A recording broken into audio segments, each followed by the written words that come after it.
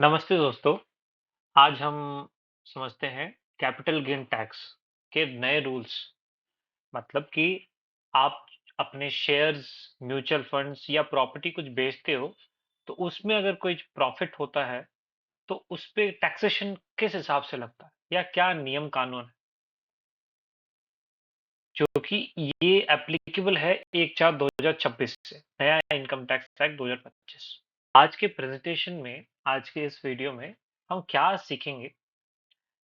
सबसे पहली चीज शॉर्ट टर्म और लॉन्ग टर्म की एसेट क्लासिफिकेशन कैसे होती है, किस एसेट्स को शॉर्ट टर्म बोला जाता है, किसको लॉन्ग टर्म बोला जाता है। दूसरी, सेक्शन 196 जो नए इनकम टैक्स एक्ट 2025 की है, एसटीसीजी टैक्स मतलब short term capital gain tax. तो एसटीसीजी ऑन लिस्टेड शेयर्स, अगर आप लिस्टेड शेयर्स को खरीद बेचते हो और उसमें कुछ प्रॉफिट होता है तो उसमें कितना टैक्स लगेगा। इक्विटी म्यूचुअल फंड लेते हो तो उस पे कितना टैक्स लगेगा। सेक्शन 197 जिसे हम long term capital gain tax भी बोलते हैं, long term capital gain on property बेचते हो, गोल्ड बेचते हो, अनलिस्टेड शेयर्स बेचते हो, तो उस पे कितना टैक्स लगेगा अगर हम लॉन्ग टर्म है तो एसेट। और section 198 equity equity long term capital gain, तो ये एक special long term capital gain rules है फॉर लिस्टेड शेयर्स और इक्विटी म्यूचुअल फंड्स के लिए खाली। तो और कुछ रियल लाइफ एग्जांपल्स भी मैं बताऊंगा आपको हमारी टिप्स के साथ। प्रैक्टिकल एग्जांपल्स भी रहेंगे, टैक्स सेविंग टिप्स भी रहेंगे।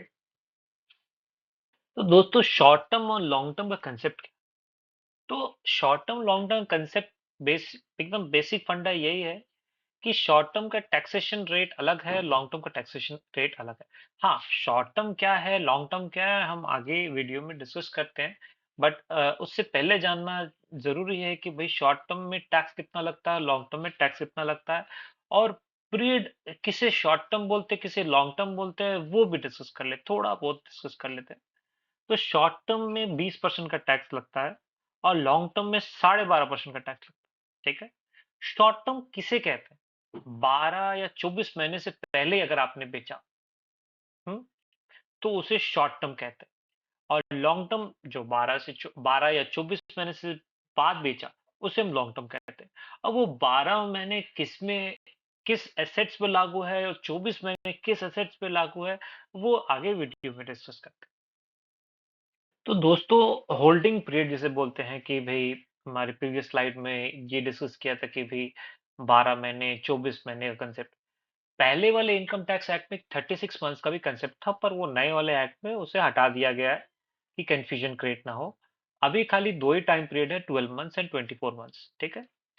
तो एक लॉन्ग टर्म, अगर आप इक्विटी शेयर्स की बात कर रहे हैं, लिस्टेड इक्विटी शेयर्स की बात कर रहे हैं, गोल्ड ईटीएफ की बात कर रहे हैं, तो उसको लॉन्ग टर्म होने के लिए 12 मंथ्स या 12 मंथ से ज्यादा होल्डिंग पीरियड होना पड़ेगा। मतलब कि आज आपने परचेज किया, आज से 12 महीने बाद अगर आप बेचोगे तो उसे हम लॉन्ग टर्म मान लेंगे और लॉन्ग टर्म के टैक्सेशन लगे।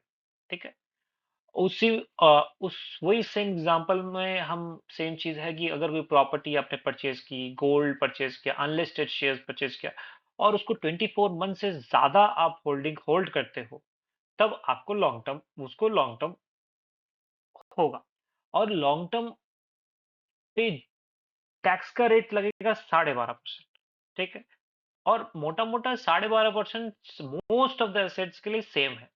सम एक्सेप्शंस है, वो मैं आगे के वीडियो में डिस्कस करता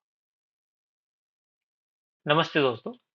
एज डिस्कस्ड कि अगर अगर ये टेबल में मैंने जितना ट्राई किया कि as per law, as per नया इनकम टैक्स एक्ट 2025 कवर हो जाए, जो मैं सेक्शंस डिस्कस कर रहा हूँ, और आपको एक क्लियर अंडरस्टैंडिंग मिले कि भई हाँ जी, अगर आप शेयर्स बेच रहे हो या कोई प्रॉपर्टी बेच रहे हो तो कितना टैक्स लगेगा और क्यों लगेगा, विद प्रॉपर जस्टिफिकेशन।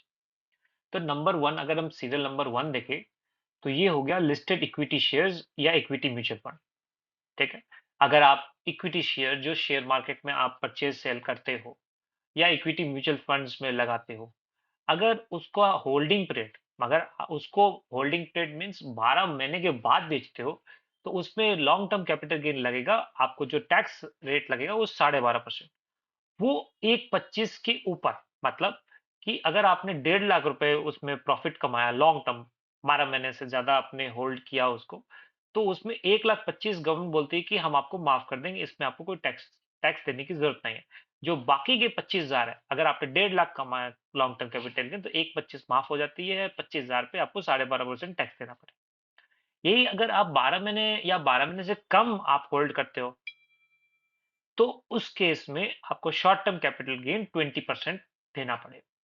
मतलब गवर्नमेंट की मंशा ऐसी है कि आप मार्केट में इन्वेस्टेड लॉन्ग टर्म के लिए रहो। तो एक गवर्नमेंट ने दिया है कि भई अगर आप लॉन्ग टर्म रहोगे तो 12.5% भी आपका टैक्स रेट भी कम होगा और आपको 1,25,000 तक आपको छूट भी मिलेगी। तो ये गवर्नमेंट की मंशा ही ऐसी है कि आप इन्वेस्टेड रहो, ठीक है? सेकंड है रियल एस्टेट प्रॉपर्टी, ठीक है? मतलब प्रॉपर्टी कोई आपने एज़ एन इन्वेस्टमेंट खरीदा या आपने कोई रहने के लिए खरीदे, अब वो आप बेच रहे हो 24 महीने के बाद, तब आपके लिए टैक्स का रेट है 12.5% या 20% विद इंडेक्सेशन, ठीक है? ये इंडेक्सेशन जो बेनिफिट है, ये इंडेक्सेशन बेनिफिट पिछले वाले इनकम टैक्स एक्ट 1961 में भी था, पर जब नया इनकम टैक्स एक्ट आया, तो खाली 12.5% का जो बजट आया था, 12.5% ही बोला गया, बट बहुत बहुत डिस्प्यूट होने के बाद गवर्नमेंट ने दिया कि भई चलो, अगर आप रेसिडेंट बनते हो, मतलब रेसिडेंट इंडिविजुअल इंडिया की इंडियन रेसिडेंट हो as per income tax act 2025, then आपको 2 ऑप्शन दिए जाएँगे कि या तो भाई साहब आप 12.5% टैक्स अपना कैलकुलेट कर लो या 20% विथ इंडेक्सेशन कैलकुलेट कर लो, ठीक है? 20% इंडेक्स व्हिचएवर इज़ लोअर, जो आपको बेनिफिशियल है, वो आप टैक्स उतना दे दो, ठीक है? और स्पेसिफिकली ऐसा है ना कि ये खाली रेसिडेंट इंडिविजुअल्स के लिए है, ठीक है? Indexation benefit available only for property और सेकंड थिंग, ये प्रॉपर्टी अगर आपने 23 जुलाई 2024 से पहले की परचेज़ है, वो उन्हीं के लिए, अगर आप 23 जुलाई 2024 की बाद प्रॉपर्टी आपने परचेज़ की है, इन दैट केस आपके लिए इंडेक्सेशन का बेनिफिट नहीं है। आपको सीधे-सीधे 12.5% का टैक्स, अगर आप 24 मंथ्स के बाद 24 महीने के बाद अगर बेचते हो, तो 12.5% टैक्स है और अगर शॉर्ट टर्म बेचते हो, मतलब 24 महीने आपने कोई प्रॉपर्टी खरीदी और वो आपने 24 महीने के अंदर-अंदर बेच दी। 24 महीने या 24 अंदर के, तो इन दैट केस आपके जो स्लैब रेट्स है, उस वो आप पे लागू होंगे, जो स्लैब रेट जिस स्लैब मतलब स्लैब रेट जो इनकम टैक्स के एक्ट के हिसाब से स्लैब रेट है 10%, 20%, 30%, उस हिसाब से आपका स्लैब रेट एप्लीकेबल हो जाएगा शॉर्ट टर्म कैपिटल, अगर 24 मंथ्स के कम का होगा तो होल्डिंग। थर्ड है अनलिस्टेड शेयर्स या फॉरेन स्टॉक्स। तो इसके भी सेम रूल है, ग्रेटर देन 24 मंथ्स आप होल्डिंग करते हो तो 12.5% टैक्स है और अगर 24 मंथ से कम है तो स्लैब रेट लगते हैं।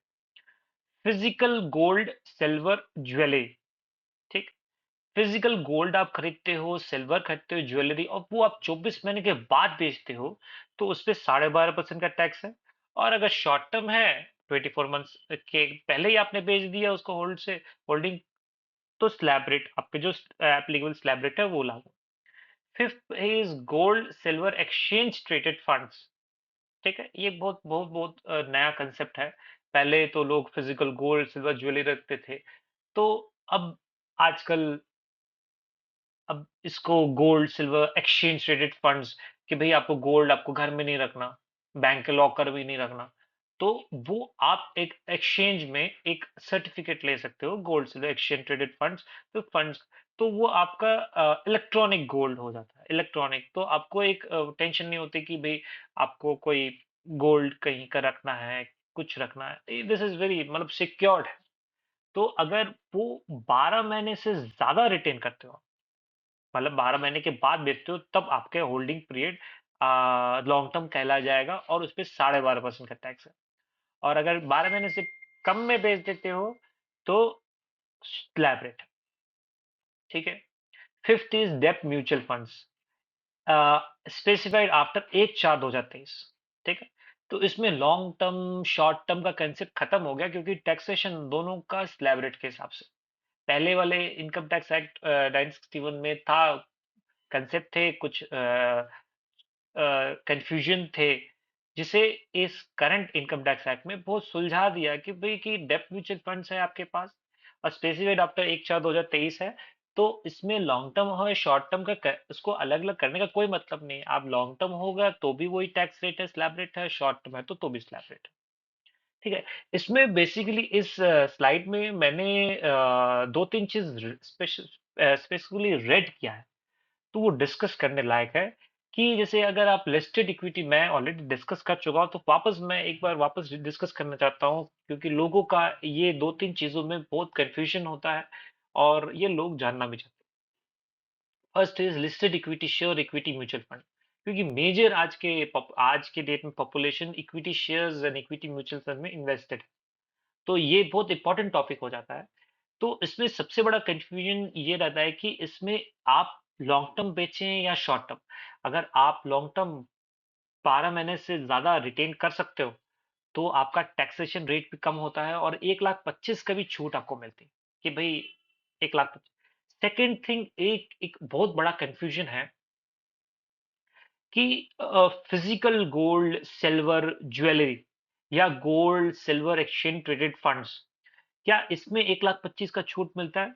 कि भाई साहब इसमें 1,25,000 का छूट नहीं मिलता है, क्योंकि 1,25,000 का छूट आपको 2-3 चीज़ों में मिलता है, list equity shares, equity mutual fund, business trust. इसमें 1,25,000 को आपको छूट नहीं मिलेगा whether it is long term, ठीक है? इसमें सीधे-सीधे 12.5% का टैक्स लगेगा और अगर शॉर्ट टर्म है तो का स्लैब रेट लगेगा। थोड़ा-सा और समझ लें कि शॉर्ट टर्म क्या है, लॉन्ग टर्म क्या है, एज़ पर इनकम टैक्स 2025, ठीक है? तो एज़ पर इनकम टैक्स 2025 अ, इनका डेफिनिशन शॉर्ट टर्म है या लॉन्ग टर्म है वो सेक्शन 101 सेक्शन 2 में ही डिस्कस किया गया है। तो मैं इतना टेक्निकलिटी में जाऊँगा नहीं क्योंकि ये सेक्शंस अपने चार्टर्ड अकाउंट लॉयर्स के लिए ठीक रहता है पर अगर आम आदमी के लिए तो वो मैं सेक्शन बोलूँगा तो आप ही बोर होगे। तो मैं सीधे पॉइंट्स में आता हूँ कि भई सीधे-सीधे कांसेप्ट है अपने कि शॉर्ट टर्म कैपिटल एसेट कब हम कहते हैं और लॉन्ग टर्म कैपिटल एसेट कब कहते हैं। सीधे-सीधे भाई साहब सीधे-सीधे है कि 24 महीने से अगर कम 24 महीने या 24 महीने से कम आप कोई एसेट्स होल्ड करते हो और बेचते हो तो उसको short term capital gain tax है, उसमें ज़्यादा टैक्स है और 24 महीने से ज़्यादा आपने बेचा होल्ड करके, तो उसमें लॉन्ग टर्म कैपिटल गेन लगता है, उसमें कम tax. In most cases 24 months का कांसेप्ट है कि भई 24 मंथ्स या 24 मंथ से कम का है, तो आपको शॉर्ट टर्म कैपिटल गेन देना है जिसमें ज़्यादा टैक्स है और अगर 24 मंथ से ज़्यादा है, तो आपको लॉन्ग टर्म कैपिटल जिसमें कम टैक्स है। सीधे-सीधे कांसेप्ट। खाली 4 ही ऐसे केसेस हैं जहाँ 12 मंथ्स का कांसेप्ट है कि भाई 12 महीने से अगर ज़्यादा करोगे तो लॉन्ग टर्म है और 12 महीने से कम करोगे तो शॉर्ट टर्म। 12 महीने तक या 12 महीने से कम। तो वो 4 एसेट 4 ही हैं जहाँ कन्फ्यूजन है। नहीं तो आपके लिए ऐसा है कि अगर आप 24 जब आपने परचेज़ किया, आपने प्रॉपर्टी परचेज़ करी है या कोई से assets purchase shares, mutual fund कुछ भी, तो उम, हर मोटा-मोटा सब एसेट्स के लिए 24 जितने भी एसेट्स हैं उसके लिए 24 मंथ्स का कांसेप्ट है। ठीक है? 24 मंथ्स या 24 मंथ से कम है तो शॉर्ट टर्म है, 24 मंथ से ज़्यादा है तो लॉन्ग टर्म।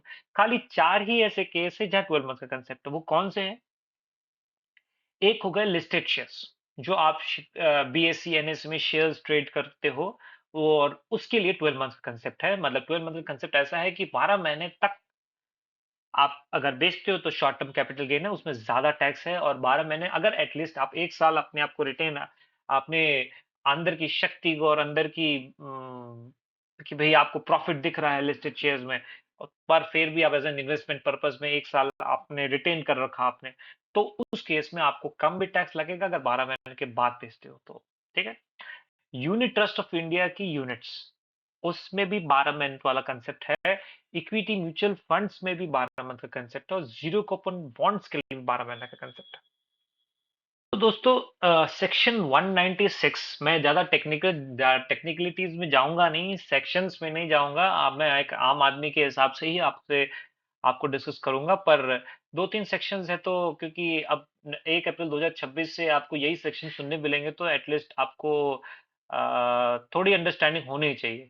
अगर आप इस लाइन में नहीं हो तो क्योंकि आपका जब भी आप कोई एसेट बेचोगे तो आपको यही सेक्शंस आपके चार्टर्ड अकाउंटेंट, आपके लॉयर्स बोलेंगे तो आपको समझ में आना चाहिए कि ये वो क्या बोल रहे हैं एक्चुअली, ठीक है? तो section 196 previously known as section 111 ए। प्रीवियस इनकम टैक्स एक्ट 1961 में इसे सेक्शन 111 बोला जाता था। अब नए वाले इनकम टैक्स में इसको सेक्शन 196 है, चेंज कर दिया गया सेक्शन। तो शॉर्ट टर्म कैपिटल गेन्स जिसे कहते हैं सेक्शन 196, जब आप equity shares, equity mutual fund या बिजनेस ट्रस्ट यूनिट को शॉर्ट टर्म में बेचते हो और सिक्योरिटी ट्रांजैक्शन टैक्स एसटीटी पे कर किया जाता है, तो उसे short term capital gain tax लगता है, ठीक है? तो इसमें एक नोट करने वाली बात ऐसी है कि 20% short term capital gain rate सिर्फ equity shares, equity mutual funds और बिजनेस ट्रस्ट यूनिट्स पे लगती है। शॉर्ट टर्म कैपिटल जिसे हम एसटीसीजी भी कहते हैं, तो वो उसका टैक्स कैलकुलेट कैसे होता है? तो अपना tax short term capital gain निकालने के लिए आप सेल प्राइस जो आपने सेल किया जिस प्राइस में और आपने परचेज जिस प्राइस में किया, उसको माइनस कर दीजिए। जो आपका प्रॉफिट आता है उसे हम शॉर्ट टर्म कैपिटल गेन कहते हैं। उसमें आप 20% लगाइए। 20% तब लगाइए जब आपका सिक्योरिटी ट्रांजैक्शन टैक्स लगाओ। बाकी के लिए स्लैब रेट ही है, ठीक है? बाकी इनकम पे स्लैब रेट है, रिमेनिंग इनकम पे नॉर्मल टैक्स स्लैब रेट है। फॉर एग्जांपल कि समझ समझ मान लीजिए 2 लाख रुपए शॉर्ट टर्म कैपिटल गेन आपको हुआ। तो 2 लाख में सीधे-सीधे 20% का 40,000 का टैक्स दे दो, काम खत्म। एग्जांपल भी ले लेते हैं कि मान लीजिए एक मैडम है जिनका नाम प्रिया है। प्रिया जी की सैलरी 6 लाख पर ईयर है, ठीक है? उन्होंने शेयर्स खरीदे पर उन्होंने 8 महीने में इसे बेच दी, जिसमें इन्होंने शॉर्ट टर्म कैपिटल गेन जिसमें एसटीटी पेड है, 2 लाख रुपए कमाए। तो उसका कैलकुलेशन कैसे होगा? तो प्रिया जी को टैक्स कैलकुलेशन ऐसे करना है कि 2 लाख पे 20% दैट इज़ 40,000 का आपको एसटीटी टैक्स प्रिया जी को भरना है और बाकी सैलरी पे जो नॉर्मल वो नॉर्मल स्लैब रेट लगेगा। एसटीसीजी का एसटीसीजी अलग से कैलकुलेट होता है क्योंकि स्पेशल टैक्स रेट है। दोस्तों, एक बहुत इंटरेस्टिंग थिंग है मैं आपसे डिस्कस करता हूँ। ये बेसिक एग्जम्पशन का फ़ायदा कैसे उठाएँ? बेसिक एग्जम्पशन मीन्स आपने सुना होगा सीए, लॉयर्स को आपको बोलते हुए कि भई तुम्हारी 3 लाख तक तो कोई टैक्स फ्री है, 3 लाख के ऊपर आपको इतना इनकम टैक्स का रेट लगेगा 5%, 10%, 15% जो भी है। तो उसका फ़ायदा आप कैसे उठाएँ? मैं आपका प्रॉपर एग्ज़ाम्पल भी लूँगा नेक्स्ट स्लाइड में। पहले आपको मैं समझा देता हूँ। तो पहले आपको क्या करना है कि भई पहले आप चेक करिए कि क्या अदर इनकम है आपकी कोई, ठीक है? Basic assumption limit 2.5 lakh 3 lakh से कम है। अगर ज़्यादा है तो आपका ये आपके लिए नहीं है, ये आप आगे सुनने का भी कोई फ़ायदा नहीं है आपको। बट अगर कम है, 2.5 लाख 3 लाख से कम है आपके कोई अदर इनकम, तो ये आपके आपके लिए बहुत इंटरेस्टिंग रहेगा। तो शॉर्टफॉल आप निकालिए, उसमें कितना आपका शॉर्टफॉल हुआ, ठीक है? तो गैप को शॉर्ट टर्म कैपिटल गेन से माइनस करिए, क्योंकि मेन मुद्दा क्या है शॉर्ट टर्म कैपिटल गेन में डायरेक्ट स्पेशल टैक्स रेट है 20%। तो वहाँ आपको बहुत अच्छी टैक्स प्लानिंग हो जाती है कि अगर कोई किसी की इनकम कम है, तो अगर शेयर्स इन्वेस्टमेंट्स में वो कर रहे हैं और उसमें शॉर्ट टर्म कैपिटल गेन लग रहा है 20%, तो उसमें आपको बेसिक असम्पशन की छूट मिल जाती है। और जो बाकी रह जाती है, उस पे भी आप 20% का टैक्स है, ठीक है? तो सिर्फ बचे पे टैक्स है, remaining short term capital gain पे ही 20% टैक्स लगेगा। लो इनकम वालों के लिए ये बहुत बड़ा टैक्स सेविंग ट्रिक है। वो मैं पहले डिस्कस कर चुका हूँ आपसे। तो ये बेनिफिट बस एक चीज़ बहुत ध्यान रखने वाली चीज़ है कि ये बेनिफिट सिर्फ रेज़िडेंट इंडिविजुअल्स के लिए है, नॉन रेज़िडेंट इंडियन, एनआरआई या कंपनीज़ के लिए नहीं है। एक एग्ज़ाम्पल भी ले लेते हैं, मीना जी का। बेसिक एग्ज़म्पशन की एग्ज़ाम्पल ले लेते हैं। मीना जी की सैलरी और बिज़नेस इनकम मिलाकर 2 लाख रुपए है और बेसिक एग्ज़म्पशन लिमिट है उनके लिए 2.5 लाख रुपए। तो वैसे तो टैक्स नहीं लगना, वो तो मीना जी को भी पता है और आपको भी पता है और मेरे को भी पता है। तो 50,000 आपके बेसिक एग्ज़म्पशन से नीचे है। मान लीजिए आपने शॉर्ट टर्म कैपिटल का गेन कमाया 1 लाख रुपए, आपने कोई शेयर्स बेचा शॉर्ट टर्म 12 महीने से पहले, 12 महीने या 12 महीने से पहले और उसमें आपको 1 लाख रुपए कमाए। तो अब मुद्दा का बात ये है कि शॉर्टफॉल आपका क्या है 50,000 रुपए। मतलब 50,000 अगर अगर आपकी और इनकम होती, तो वो भी इनकम टैक्स से माफ होती, ठीक है? तो गैप एडजस्ट क्या है कि अगर समझ मान लीजिए 1 लाख आपका कैपिटल गेन है, तो 50,000 जो छूट ऊपर गैप है, वो 50,000 ले लीजिए आप और जो बाकी 50,000 पे आप 20% का टैक्स दे दीजिए। तो 50,000 पे 20% हो गया 10,000। अगर आप एग्ज़ेम्पशन नहीं लेते और आपकी मान लीजिए दूसरी इनकम टोटल 2.5 लाख 2 लाख के ऊपर ही होती, तब आपको ये छूट नहीं मिलती। आपको पूरे शॉर्ट टर्म कैपिटल जो 1 लाख रुपए हमारे एग्ज़ाम्पल में, उस पे पूरे भी 20% टैक्स देना पड़ता। तो चलिए वापस अपने एग्ज़ाम्पल में आते हैं। अगर आप बिना एग्ज़ेम्पशन करते तो 1 लाख पे 20% आपको 20,000 रुपए टैक्स देने पड़ते। पर अगर एग्ज़ेम्पशन के साथ मतलब अभी प्रेज़ेंट केस में मैं मीना जी का केस जो मैं डिस्कस कर रहा हूँ, उस केस में 50,000 का 20% दैट इज़ 10,000 टैक्स आपको देना पड़ेगा, तो उसमें 10,000 आपके बच जाते हैं। ये चीज़ खाली रेसिडेंट इंडिविजुअल्स के लिए है, अगर मीना जी नॉन रेसिडेंट हैं, तो ये मीना जी को नहीं मिलेगा। We are really sorry for Meena ji if he is an NRI. तो दोस्तों, ये एक नया कांसेप्ट है गिफ्ट सिटी का। तो गिफ्ट सिटी में ट्रेड अगर किया आपने, तो वो एक उसके लिए एक स्पेशल रूल है। वैसे तो देखो मैंने प्रीवियस अभी वीडियो में भी बताया है कि भई अगर शॉर्ट टर्म आपको एसटीटी देना STT short term capital security transaction tax देना ज़रूरी है, तभी आपको 20% का टैक्स देना है। नहीं तो अदरवाइज़ आपको नॉर्मल टैक्सेशन रेट है। मान लीजिए नॉर्मल स्लैब रेट्स आपकी 30% का रेट है, आप बहुत पैसे कमाने वाले आदमी हो या औरत हो, तो कि 30% तो उस केस में अगर आपका शॉर्ट टर्म अगर वो 20% टैक्स लगता है तो आपको अच्छा ही लगता है। बट अगर वो कंडीशन ऐसी है कि आपको सिक्योरिटी ट्रांज़ैक्शन टैक्स उसमें लागू होना चाहिए। जैसे कि आप कोई शेयर्स परचेज़ करते हो एनएसई, बीएसई में तो उसमें एसटीटी कट के ही आता है, एसटीटी लग के ही आता है, ठीक है? तो पर वो रूल जो एसटीटी का रूल है, वो इस गिफ्ट सिटी के कांसेप्ट में नहीं लागू है। अगर एसटीटी नहीं भी है तो भी आपका 20% टैक्स लगेगा। तो हम अब डिस्कस करते हैं।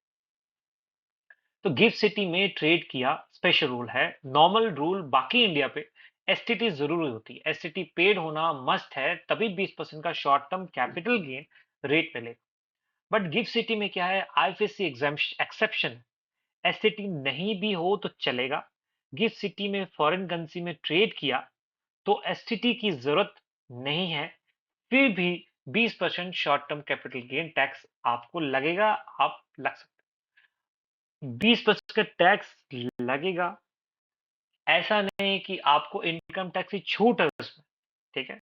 गिफ्ट सिटी ट्रांज़ैक्शन पे एसटीटी एग्ज़ेम्प्ट है, पर इनकम टैक्स नहीं।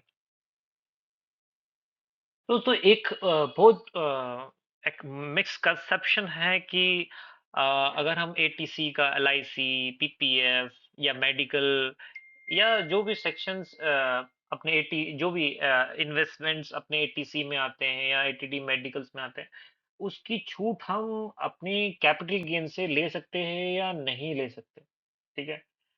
तो वही इस स्लाइड में मैं डिस्कस करता हूँ। तो डिडक्शन मिलती है कहाँ पर?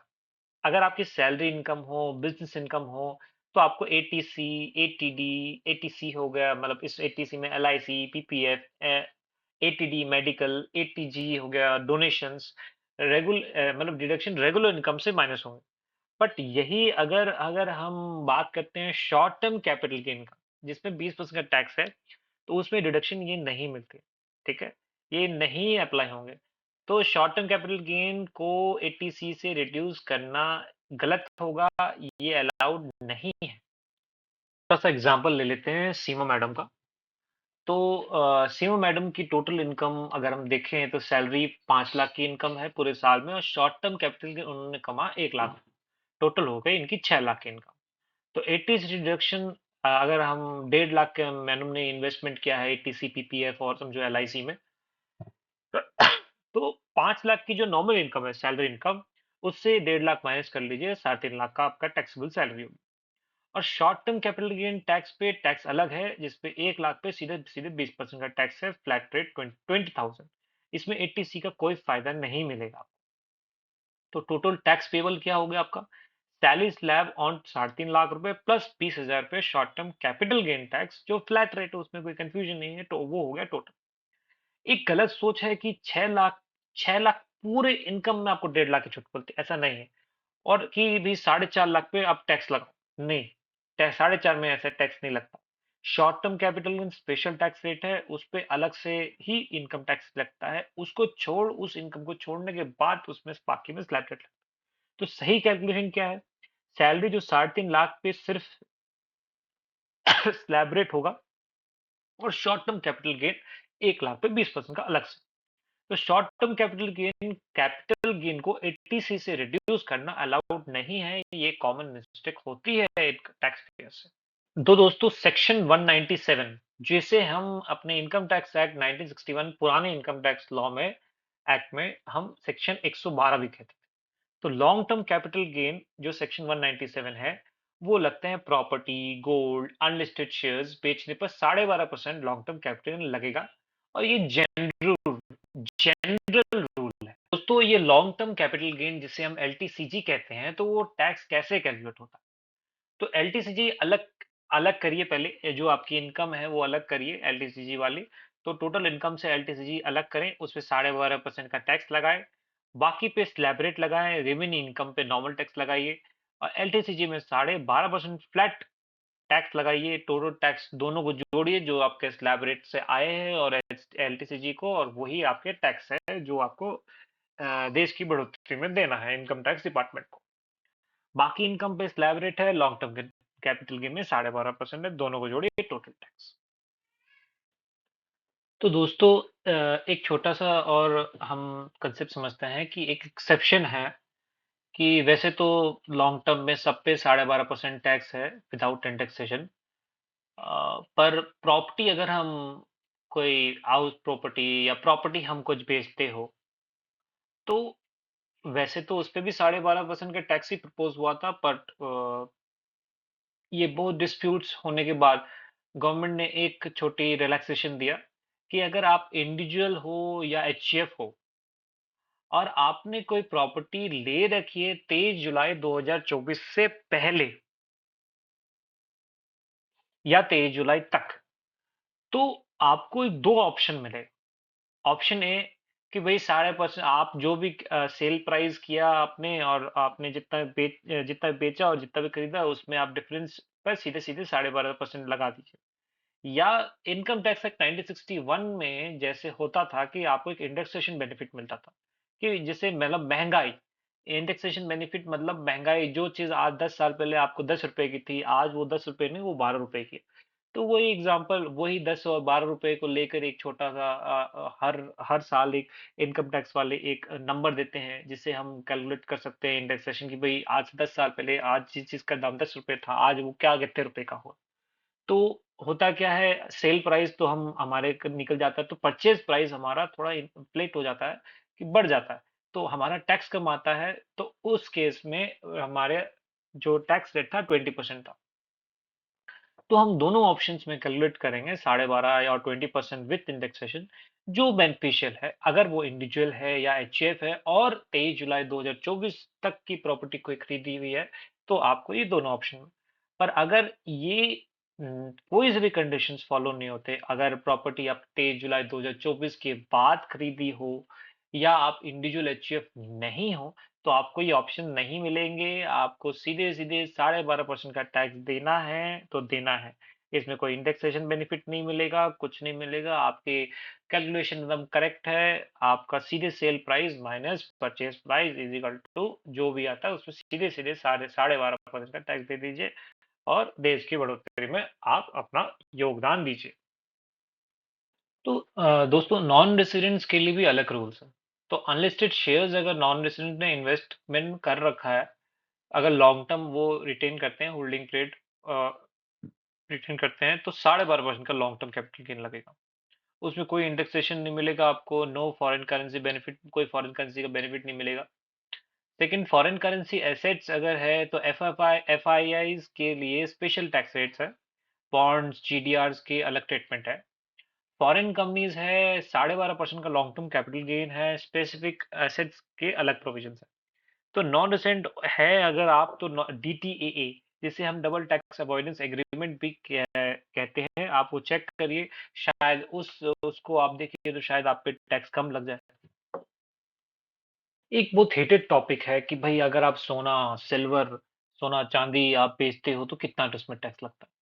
देखिए भाई साहब, फिजिकल गोल्ड और अगर आप सिल्वर बेचते हो, उसका होल्डिंग पीरियड आप 24 महीने से ज़्यादा रखते हो, मतलब 24 महीने बाद बेचते हो, तो उसमें लॉन्ग टर्म कैपिटल गेन जो टैक्स लगता है वो 12.5% जो कि कम है, स्लैब रेट, ठीक है? और अगर आप 24 मंथ से कम रखते हो, तो आप पे स्लैब रेट लगता है। सेकंड है gold ETFs and gold mutual funds. अगर 12 महीने से ज़्यादा रखते हो तो लॉन्ग टर्म कैपिटल गेन लगता है 12.5। अगर कम रखते हो 12 महीने से या 12 महीने तक रखते हो तो आप पे स्लैब रेट लग जाता है। सोवरेन गोल्ड बॉन्ड्स अगर ओरिजिनल सब्सक्राइबर और मैच्योरिटी तक आप होल्ड करते हो, आप ओरिजिनल सब्सक्राइबर और उसको मैच्योरिटी तक होल्ड करते हो तो आपके लिए वो टैक्स फ्री है।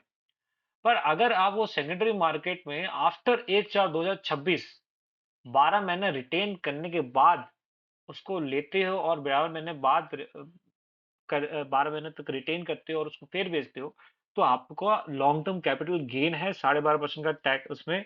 और अगर कम रिटेन करते हो 12 महीने से या 12 महीने तक करते हो तो उसपे स्लैब रेट। मैच्योरिटी पे टैक्स फ्री बेनिफिट नहीं मिलेगा आपको, ठीक है? Fourth is jewellery gold silver. तो कैपिटल एसेट है ये पहले बात तो। और अगर 24 मंथ्स प्लस मतलब 24 मंथ्स से ज्यादा होल्डिंग पीरियड आप रखते हो तो 12.5% का टैक्स है। और अगर कम रखते हो तो सब स्लैब रेट है। तो इम्पोर्टेंट इसमें बात देखने की बात ये है कि गोल्ड सिल्वर पे 1,25,000 एग्जेम्पशन नहीं मिलती। वो सिर्फ इक्विटी इक्विटी के लिए है।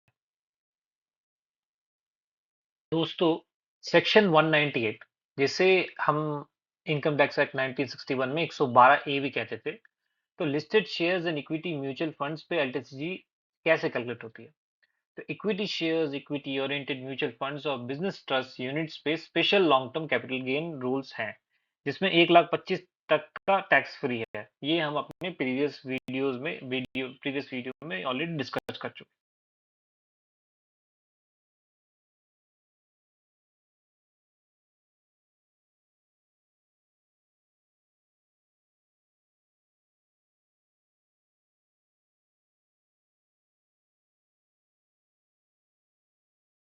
सेक्शन 198 में की नंबर्स आप याद करिए कि 1,25,000, 12.5% टैक्स और 12 मंथ्स।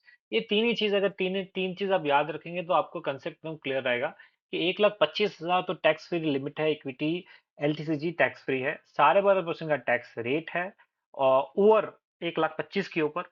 और अगर 12 मंथ है is holding period minimum for LTCG है, ठीक है? तो listed equity shares NSE BSE में जो आप अपने शेयर्स परचेज सेल करते हो उसे कहते हैं इक्विटी ओरिएंटेड म्यूचुअल फंड, जिसमें 65 मतलब 65% आपकी इक्विटी में इन्वेस्टेड हो, ऐसे म्यूचुअल फंड्स वो उसे कहते हैं। और business trust units R E I T और INVIT इज एलिजिबल। छोटी टैक्स प्लानिंग जिसे हम कहते हैं टैक्स हार्वेस्टिंग, तो हर साल आप करिए। कैसे टैक्स बचाएं? मान लीजिए आपने कोई गेन्स कमाए 1.5 लाख रुपए, आपने लॉन्ग टर्म कैपिटल गेन कमाया, तो अपने कंसेप्ट से लेकर अगर 1,25,000 तक तो आपका छूट ही है, ठीक है? और 1,25,000 के ऊपर जो 25,000 है, मतलब 1.5 लाख माइनस 1,25,000, तो 25,000 पे सीधे 12.5% का टैक्स है, वो जो कि हुए 3,125 जो कि आपको देना है सरकार को। तो बिना टैक्स हार्वेस्टिंग आप दे रहे हो 3,125।